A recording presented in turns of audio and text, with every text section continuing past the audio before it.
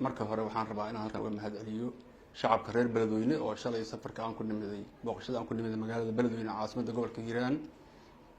sida sharafta iyo karaamada loo soo dhaweeyay waxaan rabaa inaan halkan uga mahadcelino marka labaad waxaan rabaa inaan uga mahadceliyo baaqi ahay in aan kulanno qabanno aan ku raadinayno xogta iyo waxyaabaha ka jira gobolkan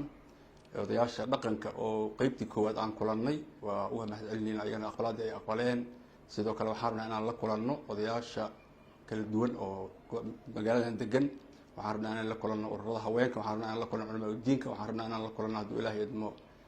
ganacsatada iyo bulshada noocyada kala duwan dhalinyarada annagoo ujeedadeena ay tahay in aan ogaano xaaladda gobolkan ku sugan yahay gaar ahaan magaaladan Beledweyne wasaaradda arrimaha gudaha jamhuuriyadda federaalka Soomaaliya waajibaadkeeda waxaa ka mid ah haddii ay jiraan khilaafaad haddii ay jiraan maaragtay cabashooyin kale oo samafalla ah haddii ay jiraan baahiyo bulshada ay leedahay waxyaabahaan rabnaa inaan ka shaqeynay ka mid tahay waajibaadkeena ah waxaan rabnaa dadka inaan la kulanno waxa ay tabaan inaan aragno wixii u qabsoomay aan ogaano marka aqbalaadii koowaad ay naga aqbaleen wejigii koowaad odayaasha aan la kulanay qayb ka mid ah waa uga mahadcelinaynaa qaybaha kalena hadduu ilaahay waxaan rabnaa inaan sida ugu dhaqsaha badan u gudagalno midda kale anigoo fursadaan raba inaan ka faa'iidaysto dadka waxaa deeqda nabadgelyada waxaa deeqda dowladnimada waxaa deeqda wanaagga magaaladan Beledweyne iyo guud ahaan gobolkan Hiiraan waxay ahaayeen astaan lagu yaqaano dowladnimo jacaylka wanaagga sharafka iyo maaragtay ixtiraamka dadka maaragtay soo jeeda gobolkan waxay ahaayeen meel astaan u ah Soomaaliya oo ku dayasho mudan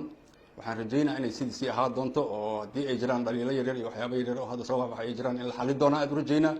waa meelaas aan wada sixi doono mar kale waxaan rabaa inaan ka hadlo rabshado yaryar oo dhacay in naftooda xal loo helo oo aysan dib u soo noqonin oo aysan qof dambe dhaawacmin dhib dambe uusan imaanin wax kasta oo jirana wada hadal iyo wada xaajood aan ku dhamayno dadka dowladnimada deeqdo walaalnimada deeqdo is-ixtiraamka iyo is-ciziga deeqo wanaagaas aan ka wada shaqeyno oo bulshada qof kasta oo ka mid ah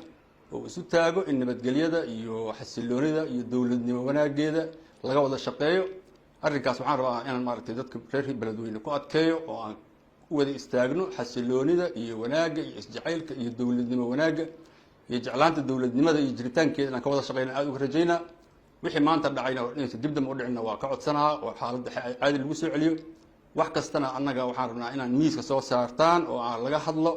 hadday jirta tabasho ilaa iyo waxaan ku dadaalaynaa qof iyo qof khilaaf hadduu jira xataa inaan ku dadaalno inaysan dhicin wax khilaafa gobolka aysan ka taagnayn marka waxaan codsanaynaa inaad gacan nagu siisaan nabadgelyada iyo xasiloonida laga wada shaqeeyo aysan dhicin wax dhimasho iska dhaafe xataa keeni karo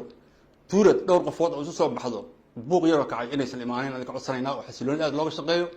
dowladnimadana deeqdo wanaaggaana deeqo iyo isjacaylkii iyo kalgacaylkii reer Beledweyne lagu yaqiinay inaan la soo celiyo wanaaggaasna meeshiisa hore looga sii wado asalaamu calaykum waraxmatullaahi wabarakaatu